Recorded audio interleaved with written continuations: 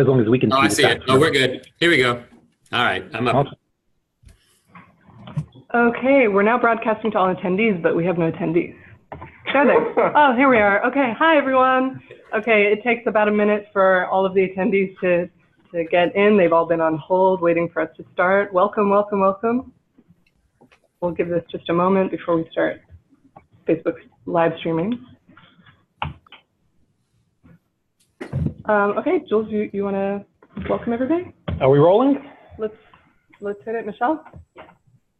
We're live. Hey, everybody. This is Jules Polonetsky at the Future of Privacy Forum. Welcome to our first virtual privacy book club. You guys will see John Croft here to my right, maybe your left.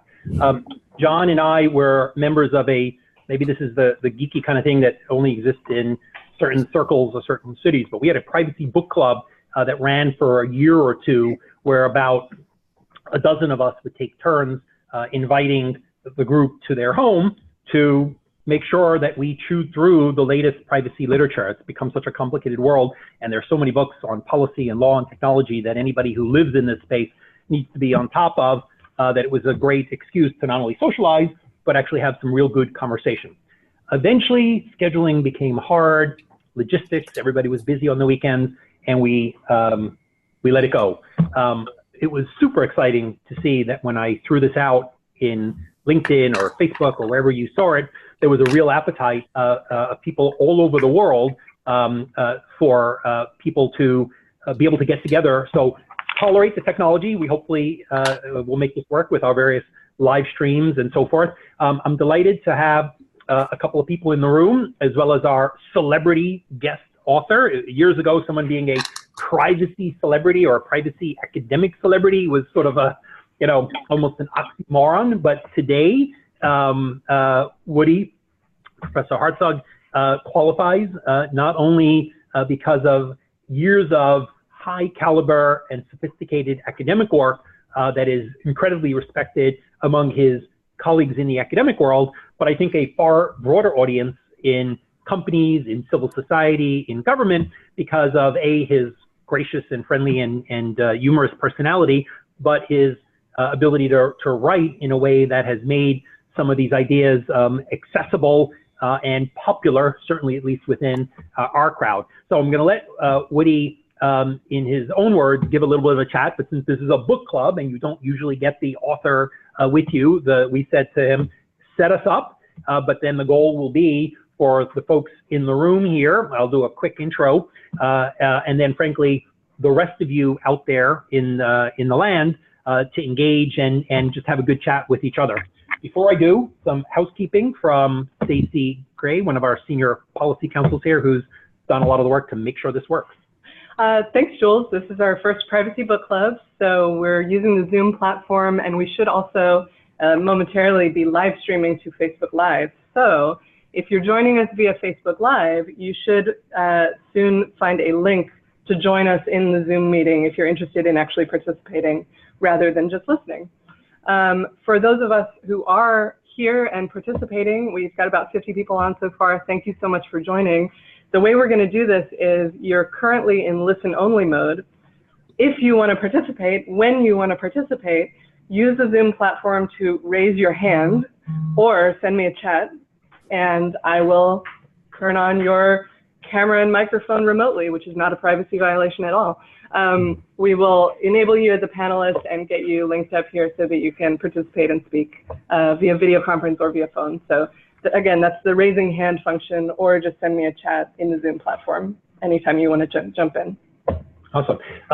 So let me maybe do very quick intros so you know who you're seeing in these windows here, both in the room and remote, and then we'll turn to Professor Hartzog. So Joe Jerome. Joe was a policy fellow once upon a time at FPF and moved on to the Center for Democracy and Technology, where he's one of the leads on their consumer privacy and technology project. So Joe, welcome. Thanks for joining us. Thanks for inviting me. You already met Stacey. I mentioned John Croft. John is the Chief Privacy Officer at a large global technology contractor here in his own friendly capacity. Also a scholarly guy who's done some authoring of books on his own. Maybe we'll actually talk about one of John's books. Not on privacy, though. Your books were about... I do have one privacy book, but we can set that aside. Remotely, we have from, I think she's in Paris today, Gabriela Zanfer-Fortuna. Gabriela used to work for the European Data Protection Supervisor, and she is our lead on helping us understand European privacy law. She's based in Detroit. From Ireland, Kate, you're in Dublin, Rhea? Yes? Yeah.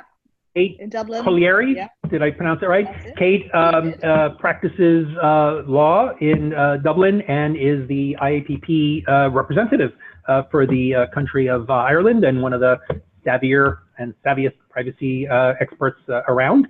And then Jason Kronk, I call Jason Mr. Privacy by Design, so particularly great to have him. Jason focuses on privacy engineering, is a consultant, is one of the leads also at the IAPP on their privacy engineering work, and does lots of writing, blogging, and advising.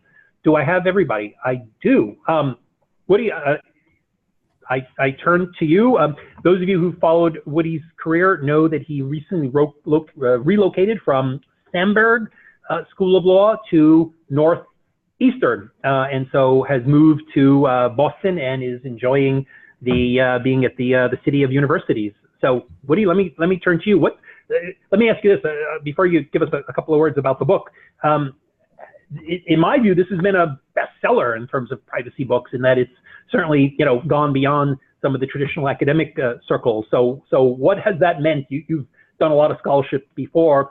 Has there been a different impact in writing something that's been sort of so well received in the broader community? Sure, absolutely. Can everyone hear me okay? Yes, indeed. All right, wonderful. So first of all, let me just say thank you so much, Jules and Stacy and everyone at the FPF for selecting this book. I'm really honored to be the first, the kickoff for the book club, and I look forward to joining for future book clubs. It's been incredibly rewarding to see the book be received as it has been, because I wrote this book hoping that it would reach beyond traditional academic circles. This is a book that I tried to make accessible so that anyone that had an interest in technology and privacy would be able to follow it and understand the arguments that I was trying to make. I tried to avoid a lot of jargon, and so to see it actually be taken seriously by those in industry and in advocacy and in academic circles, and even by my mom's friends, has been incredibly rewarding. So thank you again for having me. Would it be fair to call it a privacy by design book? I mean, obviously design is in the title, but as I was reviewing it last night, having initially read it, of course, hot off the presses when it came out, I thought it was perhaps limiting. I mean, a lot of people call privacy by design, different things, but in some ways, you take off a very specific piece of the problem, perhaps. What's your, do you consider it a privacy by design book, or are you thinking of something broader or different when you set out your range of ideas? So I think that it's fair to call it a privacy and design book. I think that I originally set out to write a book that tackled the issue of privacy and design, and I knew that the privacy by design movements is part of that. And so I wanted to nestle the book a little bit almost adjacent to the privacy by design movement, because there's a lot that privacy by design captures that I think a lot of what I wanted to address is close to. And then what I hope to do actually is lay forth a general sort of theory of privacy that I've sort of nestled in there about what's important, and the fact that we need to articulate specific values and articulate boundaries. And then I also wanted to contribute something that I think extends beyond what we might traditionally think of as privacy. And so on Twitter over the past few days, and even in the New York Times, Natasha Singer's excellent article, Just Don't Call It Privacy, there's been this incredible debate about, is what we're talking about with all of this regulation of data actually privacy, or is it something else? Is it algorithmic accountability? And while I don't necessarily get into some of the algorithmic accountability stuff in the book, I hope to create something that was lasting that could be used as a framework that might be at least relevant in those debates. Have you gotten much pushback, perhaps from, those who argue innovation is limited by, restrictive guidance or the like? Have you seen anybody sort of debate that, the ideas that you raise here would limit the great uses of data that companies might want to propose? Sure. So I've gotten pushback in the best kind of way, which is to say that I've received critiques from all sides of the spectrum. So on one hand, when I started pitching the idea from the book, several NGOs expressed concern that I might be advocating for a pretty heavy-handed, government takeover of the tech that would limit innovation. And even after the book has come out, people have read it. There have been some people that have disagreed with some of the value choices that I've made. So, of course, a lot of what we talk about involves costs, benefits, and trade-offs. And I think that maybe some would calculate that differently than maybe the way that I've done in the book. And then on the other hand, at a few book workshops, I've been criticized as being too reasonable and actually not pushing the boundary enough. In some academic circles, some would have me suggest even more restrictive and more robust prescription. And that some of the prescriptions that I recommend in the book maybe don't go far enough. And so I feel like if I can equally get criticism from both of those sides as being too restrictive and not restrictive enough, then maybe I'm doing okay.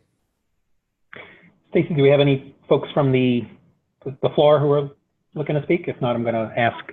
Not yet. If anybody wants to send me a chat to make sure this is going through, that would be great. But just to make sure you all know, if you're in the Zoom meeting, use the raise your hand function and we will either unmute your audio or upgrade you to a panelist to chime in. John, question for Woody? Woody, John Croft here. Really fantastic timing on your book, I will say. I have noticed that now with the release of your book today, we had a hearing before the Senate Commerce Committee on what privacy legislation might look like, and yesterday we had a release from the Commerce Department for calls for comment on what a proposed privacy framework might look like. So perfect timing on your part. I'm going to try to represent sort of the practitioner's point of view here. For the day-to-day privacy practitioner who is working within an organization to ensure that they're really respecting privacy, I guess I may be rushing to the end of the story here, but very interested to know what some of your proposals might look like in legislation. I know that's the part that you deal with in the last part of the book, and you talk about search blockers and de-identifying tools and what you called privacy or obscurity settings. I'd like to hear a little bit more on what you think that might look like in legislation and in practice. Sure. Thank you so much for the question. I think that the timing has been really quite good. My book was published almost about 3 days before the Cambridge Analytica scandal came out, and so it's been a wild ride ever since. So I think that in terms of what might some of these prescriptions look like, I do tend to break it into smaller pieces. Maybe that's just a sort of pragmatic approach. The simplest thing and the easiest thing that we could do that I think would make an incredible difference would be a simple pass to modify Section 5 of the Federal Trade Commission Act to empower it with the authority to regulate abusive trade practices. The Consumer Financial Protection Bureau already has this authority. You almost might be able to copy a lot of the wording.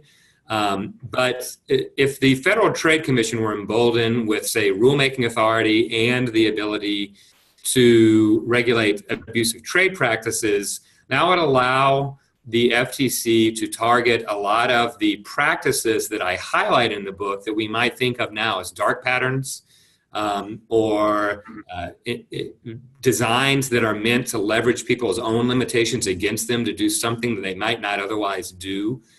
And that's a relatively easy, in terms of changing the law, modification, or a small modification that could really change things at scale. Now, in terms of what are the larger, more fundamental shifts, one of the things I'd like to see is a move towards a trust-based system. Some people have used the word fiduciary-based system.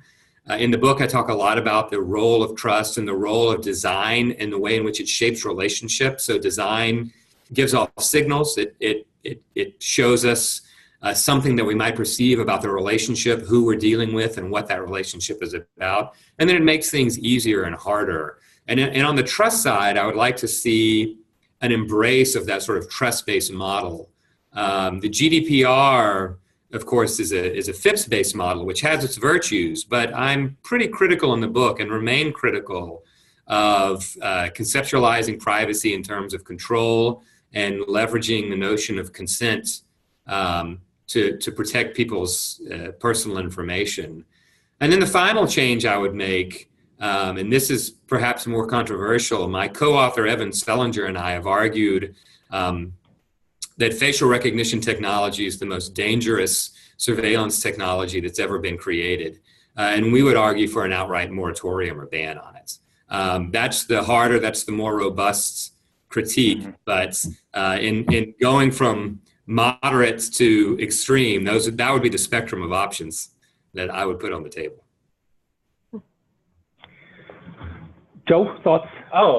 So what do you know? I'm a huge fan of the book. I guess I want to say that I actually think that this is the ideal book for you guys to have started with, because it really is sort of future looking on what privacy will look like. So I just wanted to highlight 3 things that really stood out for me after having read the book earlier in the year and just skimming it again. First, I love that you mentioned privacy and design, because I really think that this is a great discussion of all that ails privacy by design, because when we use that term, I think the privacy community understands it, but during GDPR, you had press people and other people are saying, companies are doing this privacy by design. I see this consent flow that makes no sense, and you're really getting at what the problem is. And I think also, thing I took away from the book is just how clumsy we've gotten with terms. And I think this highlights the debate we're having right now. If you watched this morning's hearings, something that stood out to me was on page 118. You're talking about, we keep throwing around the word privacy, and to address privacy, we're going to have more control, but that's really not what we're talking about. Instead, what we want is autonomy, and that means technology that does not work against or interfere with people's interests. I think that really speaks to me as a privacy advocate. I guess one thing I'd ask you, and this is me trying to throw some shade at your book, is it ends with IoT, and it sort of does so in an abbreviated sense.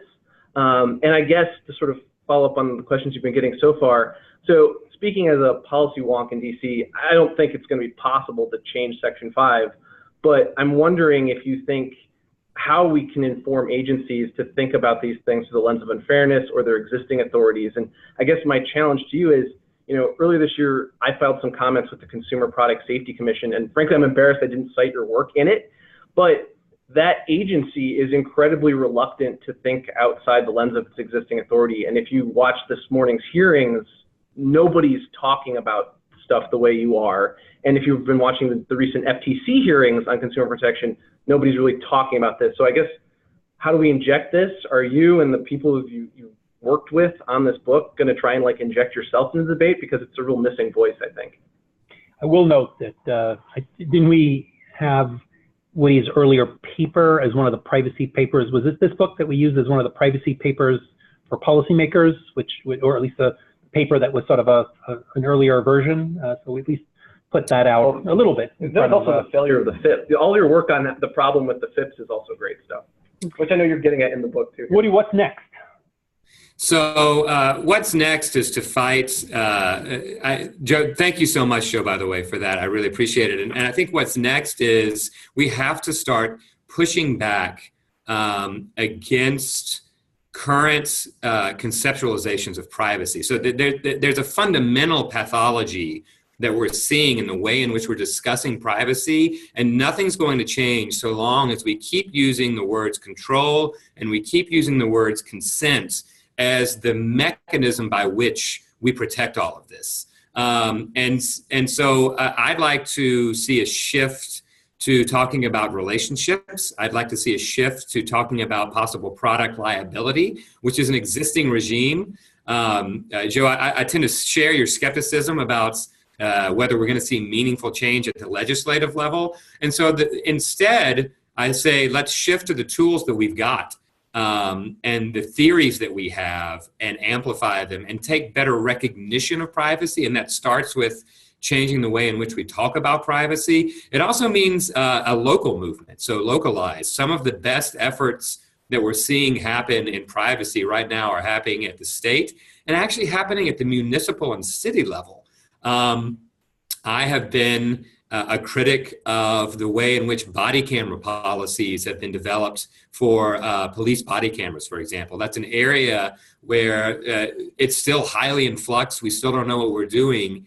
And actual advocacy can really matter, right? You might actually know your city councilman who's working on this. And so instead of focusing everything up top, we're never going to get a equivalent GDPR level law at the federal level. It's going to be, if anything, it's going to be GDPR light, which is going to be insufficient for adequacy purposes. And so instead, let's chart our own identity. One of the things I'm getting over quickly is the fact that the way in which the U.S. has proceeded in a patchwork fashion has sort of left the U.S. identity for privacy a little hollow. And I think that there's an opportunity there to take the reins and say, this is a trust-based system, this is a consumer protection-based system, it's a system based on autonomy and a sort of full-throated embrace. And that can happen at the bottom as well as the top. So we're going to go to one of our remote participants who has joined us, Tara Taubman. Tara, thank you for joining us. I'm going to let Tara ask her question and Woody respond. Woody, then we're going to let you go and teach your students and write your next books. That's and right. Then Jason, Kate, Gabriella, we'll go to you for your reactions, and the rest of you who want to chime in either via chat or raise your hand, and Stacy will put you on camera. So Tara, live, impromptu. Tara, you're in Paris, yes? London? I'm in Paris? London. London. I'm French, but I'm based in London at the moment. Hi, Jill. Hi. Very interesting book. Sadly, I did not get to finish it. I joined the book club a little bit late, but I read a good half of it, and all very interesting. I was wondering how you can see the privacy by design seen by a regulator. The problem that I see is the catch-up of technology and the law. By the time GDPR came out, it's already out of date because of blockchain. So anything that would like to legislate design would always be one step behind. While GDPR, having taken the side of combining transparency with control, part of the design should be included in transparency, in my view. So I was wondering, what is your view? Yes, so great question. And this is an interesting question that's popped up a fair bit in some of my talks, which is how can the law possibly keep up? And there are two questions embedded within that. One of them is how can legislators have the competency to regulate law? To which my answer is we hire more technologists, and then 3 more technologists after that. And we take seriously the role of technologists in helping shaping law and policy. And there are some amazing technologists that serve as an example of that. Joe Hall at CDT is someone that comes up to the top of my mind. And we need more. And and then the second question is, how can they create rules that don't become outdated the moment they pass? And my answer to that is we avoid technologically specific rules, and rather we create outer boundaries based on either process. So we say there are a certain amount of steps that you have to follow, and those steps would apply regardless of the technology that's being used. We see this a lot with data protection impact assessments, but we could adapt that process-based model to several different things. And then the other answer is we simply shift the risk of loss to industry. In other words, what's happening a lot with our regimes now, when we use this sort of control and consent-based framework, is that it allows companies to take calculated risks so long as people, data subjects, agree to it.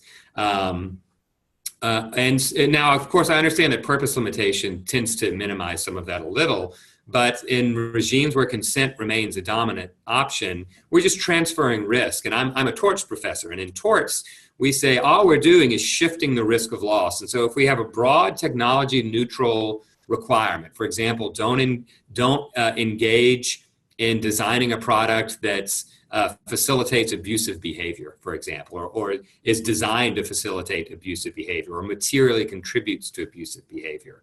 Then essentially you're moving the risk of loss to the company, and whatever calculated gamble they decide to make, they can make that, right? And they can choose to absorb that risk or not. But the key component is that we're shifting the risk of loss away from data subjects. And I think that that's a way in which we can sort of stabilize the equilibrium here without worrying about creating a very specific top-down regulation that, you know, lists items A through Z that might become obsolete by the time it's passed. Because in the United States, we've experienced that too with things like the Electronic Privacy Communication Act. Our thanks to Professor Hartzog. Woody, thank you for joining us. Really great to have you as part of the conversation. We'll see you soon. Yes. Let me turn to some of our remote panelists. Thanks again, Woody.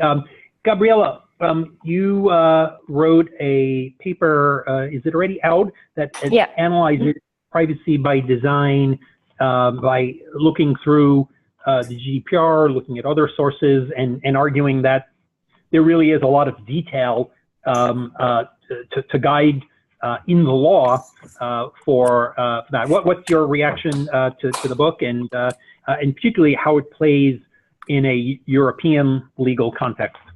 Yeah, thanks for that, Jules. I have to say I really like the underlying idea of the book, because I think that design is kind of our best chance to save privacy. You know, how everybody says that privacy is dead, and we are the group that keeps saying no, it is not. I think design is literally our best chance to have meaningful privacy in the future. Looking at the book from the European perspective, though, I found myself thinking that I wish I would revisit it and embed a bit more of the GDPR into it, because there are several reasons. One of them is that in the European privacy and data protection legal culture, we are making a difference between what privacy is and what protection of personal data is. And I didn't see any of that taken into account when the EU regime was being discussed in the book. And that's relevant because a lot of the criticism of the control system that privacy laws currently have come from the fact that we don't have a workable definition of privacy. And perhaps the way around that in the European Union was to come up with this personal data protection and look at it in a very procedural way. That's one thing. Another issue I spotted was that GDPR in the book tended to be reduced to a consent-driven regulation. I do agree consent plays a part in the GDPR, but I think it's about more than that. It's not really consent-driven. we might say it's control driven, that's true, but in my view, control is more than consent. And, you know, getting rid of the idea of control in this type of legal regime will not happen soon in Europe, because we have the Charter of Fundamental Rights, and we have an Article 8, Paragraph 2 there that puts so much emphasis on access rights, erasure rights, like control rights of the persons. And one last thing would be that I wish I would have seen a bit more of an analysis of Article 25 of the GDPR. We already have a legal obligation that's on data protection, to have data protection by design.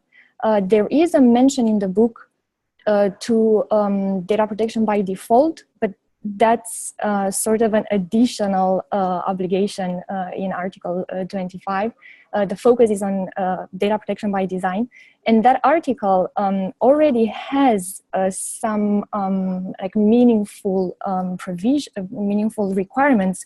And I think it already meets some of the blueprint points that Woody proposed. For instance, data minimization. Literally, that's the centerpiece of Article 25, requiring design around data minimization.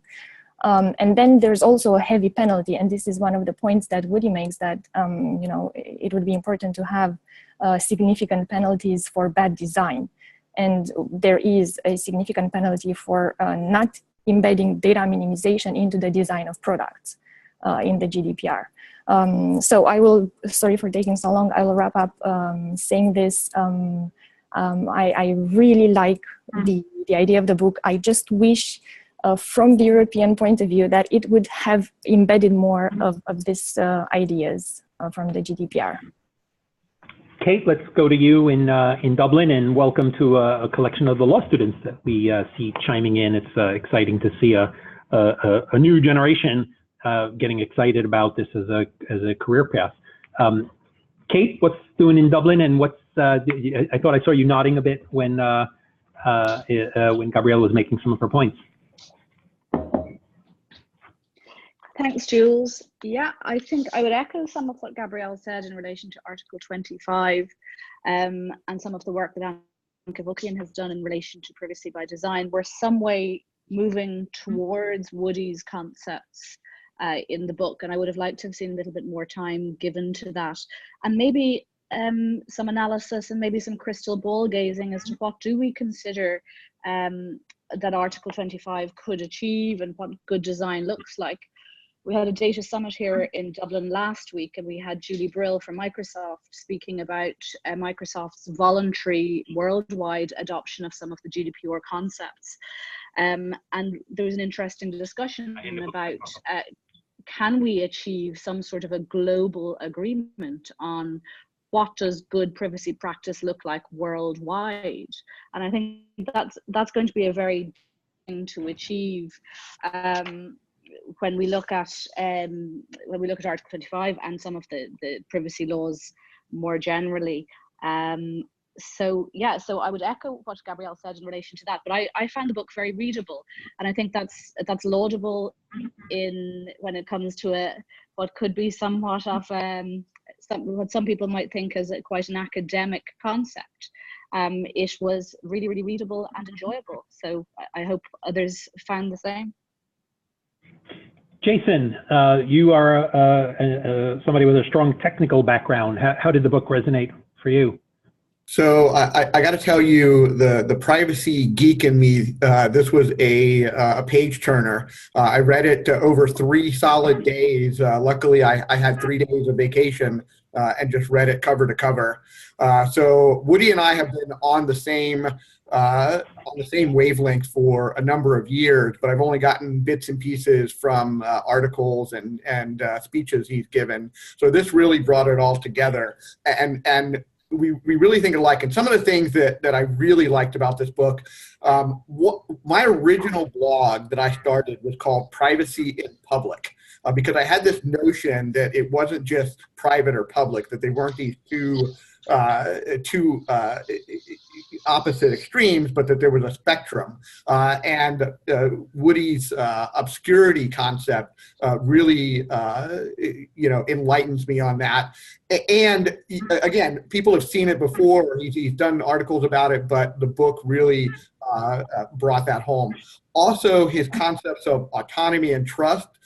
This is something that I've been pushing for people to move away from this kind of data or information proxy for privacy that a lot of legislation uses, but thinking about privacy in terms of autonomy.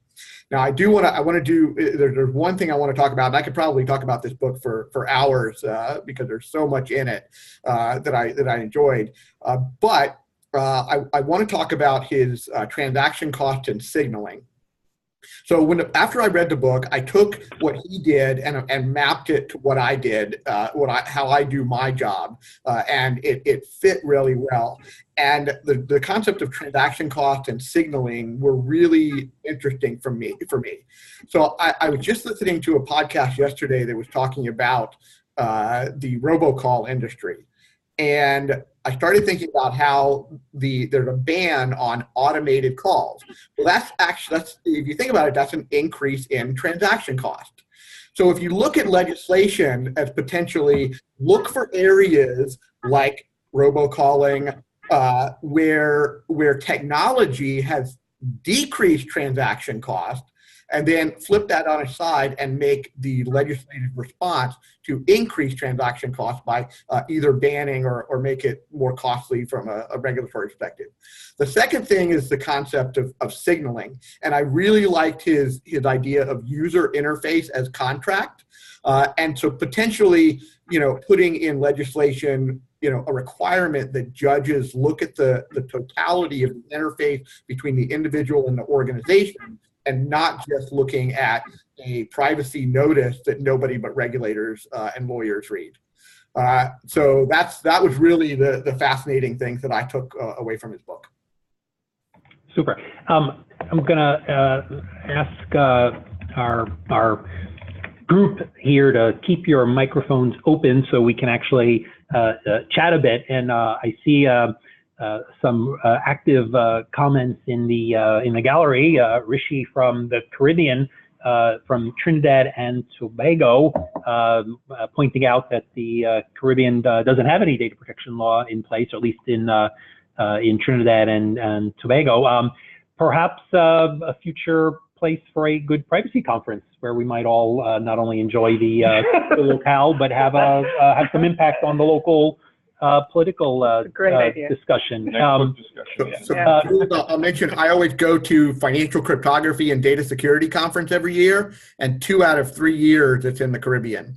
So they've got it right. Guy Cohen, Guy, are you near a camera? We'd love to bring you in. I noted your comment. Scroll down a bit to Guy's comment there. I'll call it out. Guy mentions, of course, he's in the UK. Guy is Privatar. Privatar, yes. That's correct. That's correct. Hi. Oh, there he is. Guy, well remembered. You were pointing out, in line with some of the other people commenting, that consent is likely to be a minor legal basis to the extent that we're making something designed around consent. Do you want to share your thought further? Hi there. Sorry, I'm at home, so apologies for the poor camera. So I guess I would say 2 things. One, on the consent aspect, I think we've seen a big push towards legitimate interest and the balancing test and things that go with that. And I think the focus there is essentially the sort of saturation of decision making on the individual means they're unable to make meaningful consent with the number of interactions they have each day. And so the data controller is equipped to at least make an informed decision. For me, that pushes the question onto how do you ensure that the incentives of the controller are aligned? And so we might need additional transparency mechanisms to support that shift to legitimate interest. But I wouldn't argue that the GDPR is a consent-focused regulation. In fact, I think strengthening consent and supporting legitimate interest in the guidance from the Article 29 Working Party from 2014 shows a move away from consent in the EU model. I would then also say the harms piece, and actually I thought FPF's work on the sort of harms evaluation for automated decision making was excellent. And that really highlights some of the challenges with appraising these harms. And I think that's only going to get more complicated and difficult as we get more complex interoperating systems. So when we talk about legal mechanisms that are based on demonstrating a certain effect has been realized and attributing it, I think that's going to get harder and harder to do. And that can become potentially a sort of unenforceable mechanism, which is why, whilst I think it's important to have there, it in of itself, I'm not sure would make a sort of effective legal framework. Gabriela, you and I were part of a conversation the other day of a company that's looking at trying to create a data privacy impact assessment and looking at all the areas where the GDPR calls for us to look at the impact on rights and freedoms. And the question was, which rights and freedoms should one be looking at? Is it a sort of very narrow, data protection impact, or is it, the rights under the Charter, the rights that the courts have recognized, and those haven't all been clearly tied into law yet. Should you, when you're evaluating legitimate interest, when you're maybe doing a DPIA and you're looking at impact on the individual, do we want DPOs or the companies looking at, well, how am I affecting free speech? How am I affecting a range of these other rights that have been incorporated by law, but are still very new in terms of how they would fit into data protection? Thoughts, Gabriela, or any here? And is privacy by design supposed to protect, therefore, against just people, accidentally getting some marketing they don't want, or is privacy by design supposed to help me with this broader notion of harms or rights and freedom? And then I see Joe's got, all right. Let me have Gabriela, and then let's go to Joe. Yeah, great point, Jules. And I would say, from my point of view at least, that that's a definite yes. So whenever conducting a DPIA, it's a definite yes that we have to look at a broader spectrum of rights. So, and I would argue, because we're talking about privacy, I would argue that affecting free speech in the sense of having some chilling effect with whatever processing of content or data or metadata we do, it's rather important. And then you're absolutely right that the question is, to what catalog of rights should we be looking at? Under strictly the GDPR framework, we have a combination of the European Convention of Human Rights and the EU Charter of Fundamental Rights. But indeed, there's a long way to make all of them operational at DPIA level. I agree with that. So I guess I would just say that I think this discussion, and frankly Woody's book, goes back to the notion that privacy is just the wrong word. We are locked into privacy over and over again, and really what we're talking about is autonomy. I don't have an easy answer here. I think, again, having just gotten out of this hearing this morning, there were a lot of questions that a lot of the panelists, particularly Google, unfortunately, for Google, would say, I'm the privacy expert here. I'm not able to speak intelligently on various topics that, from my perspective, I think are inexorably intertwined with how data flows work. And I think we're seeing a lot of that this year, like a lot of the most recent, I want to say, privacy scandals on one side, the privacy pros on the other, like, well, that wasn't a privacy issue. It was some other part of the team that should have handled it. And that doesn't work when we're talking. I think we really need to broaden the discussion to something like autonomy. But I don't know how you do that. I think we have sort of, again, locked ourselves into a term that isn't describing everything we're concerned about. And I actually give the Europeans a lot of credit. Trying to move toward data protection is probably better than privacy. So let me tell you, I get blamed whenever I see colleagues who, from my days at AOL, there was a plan afoot a number of years ago when I was still at AOL. So this was maybe, I'm here 10 years. This was 3, 4 before that. AOL Instant Messenger, AIM, as many of us who were big users of it in its day. It's now done. But it looked like a very early version of Facebook. There were status updates, and people liked updating their status. I'm away, I'm studying, I'm hungry. And one of the business people had an idea that rather than going to your friends who are online and looking at their statuses, maybe we'd create sort of a feed. And the minute you changed your status, it would be distributed to all of your friends. Now, I objected to this because if I'm leaving my room and I say I'm away, and you happen to later on, want to talk to me and you see I'm away, that's one thing, versus instantly announcing that you have just left your room, right? Maybe someone will come and steal something, or maybe I'll say, well, I'm sad, I just broke up with my girlfriend, that's my status. It's one thing to put that, and it's another thing to blast it to everybody. And he said, well, wait, it was already available to those people. And I said, yeah, but you're making it less obscure. Now, there were other reasons why this product didn't launch, but when I run into the product manager who championed that product, and he points to the major change that Facebook made years ago from being, go look at someone's page, to this news feed where people objected because it was a big change, the impact of having a feed, clearly changing that, what he talks about, obscurity lurches, right? That was certainly an obscurity lurch. If Facebook had asked people, they probably would have said, no, I'd like it the way it is. I meant to change it so that my friends would see it when they saw it. It's a very different experience. It turned out to be the most significant thing. Now, whether we like or don't like, or we want to debate all the aspects, we all keep going back to check those feeds. It was a very powerful business decision. And although there was a lurch, and although people probably would have said, no, I don't want it, it turned out to be something that people wanted and used. And so how do we tell businesses design to put people in the most careful shape, because that's how we should design stuff, with the when is it that you are allowed to, I don't want to use the bad word innovate, but when, obviously if you do things that harm people or affect their autonomy or affect their rights, but what's the boundary, right, between, and whenever I see this guy, he's like, AOL would still be, we would be, valued like Facebook instead of, pretty much, a division of Verizon. How do we tell those of us who've got to give advice to businesses and who are looking at this and say, well, where's my growth strategy? You're giving me a privacy by design strategy. Obviously, I won't violate the law.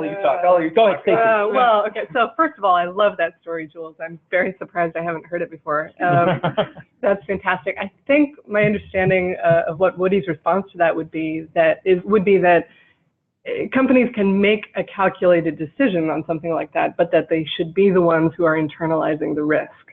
And his solutions seem to be about shifting to trust relationships and product liability, and that seems reasonable to me. But just to chime in and add sort of the United States counterpart to Gabriella's analysis, this is really hard in the United States for a couple of reasons.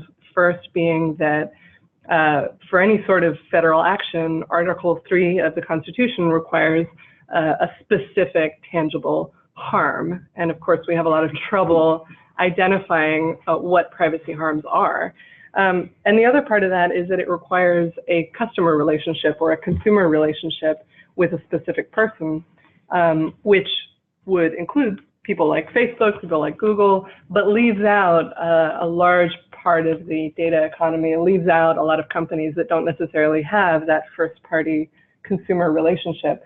And so, Joe, you've written a lot about this. You recently had an op-ed in Slate about this exact issue, right? Thanks for the shout out. Really appreciate that. So I think that Woody's proposed solutions work really, really well for a large subset of most of the companies that we're talking about and the trust relationships we're talking about, but leave out a good portion where maybe other solutions are more appropriate, like prohibitions or legislation or agency oversight. So, does anybody think there's a new privacy by design effort that the ISO, like one of the leading standards body, their security standard is sort of the default. People show that they're certified against that. They've got a privacy by design effort going on now. Is anybody here I'm on participating. the Jason, are you US involved? Technical Advisory Group for that. In fact, there's a meeting next week in DC, the first face-to-face meeting of the US Technical Advisory Group. Yeah, so where do you think that's going to go? We've been debating whether we've got time to engage or not. There may be some people on the call that are, but is this robust enough that we can already standardize on it when we're still sort of debating whether it's what exactly it is and what's your? Well, so it's really too early to tell. I'm certainly pushing for a broader view of it, but there are those who want the kind of standard FIPS incorporation and kind of simplistic view that we've had for the last 30 years. By the way, I just wanted to comment on the talk that was made earlier. I definitely, in training and consulting with companies, I take the broad view, looking at rights and privacy much broader than just confidentiality and data protection. So definitely, there are definitely people like me and others out there who are pushing that view. Not to say it's always receptive, but I can tell you in training, people are always aghast at some of the examples I give them that are not kind of the data breaches that they're used to. So you think of Target and a pregnant teenager, things like that. Can I share my theory about Target and the pregnant teenager? Joe, you've heard this one before? Probably. All right. So the people at Target are very sophisticated marketers. And they know that if suddenly, you bought something and then you started getting stuff related to that, especially something sensitive, that might freak people out. So the way Target's marketing, as I understand it, actually worked is if you purchase lots of maybe skin creams or something indicating you were perhaps likely to be pregnant, they did not take their mailer, which those of us in the US get, whether we want it or not, every 3 days, it just keeps pouring into the mailbox. They did not take it and turn the 20 different products that are usually highlighted into pregnancy products. If there was typically one item out of 20, there were then 3 items or 4 items out of 20. And that was a pretty good marketing strategy. So the notion that the father of this young teen would have suddenly started getting pregnancy catalogs and then run into the store and been surprised that they knew she was pregnant because of the marketing has sounded a bit off to me. And I've looked back at some of the people who worked on analytics at Target. It's entirely apocalyptic. Here's what happened. Here's what I'm going to tell you happened. And I've yet to get Target to admit this. Target separately, I'd like them to speak up because I don't think that the story is accurate. Here's what I think actually happened. Target does have a separate place where you can actually sign up for a registry for your baby. You can actually say, I want to get stuff, put me on your list for diapers and all these sorts of things. I think that either she signed up and didn't realize, or they accidentally started sending her what they send to people who expressly sign up and get pregnancy stuff only because they signed up for the pregnancy. They accidentally put her on that list, or maybe she actually somehow signed up for that list. And that's how all of the marketing suddenly turned into pregnancy. Because they certainly know that just because they were predicting someone was likely to be pregnant because they bought skin creams, it could be me and my expanding belly or someone else who's using skin creams for some other reason. So I think that's the real truth. I love that we couldn't get through the book club without bringing up Target. Or if you're a sophisticated marketer, you can get away with this as long as people don't notice.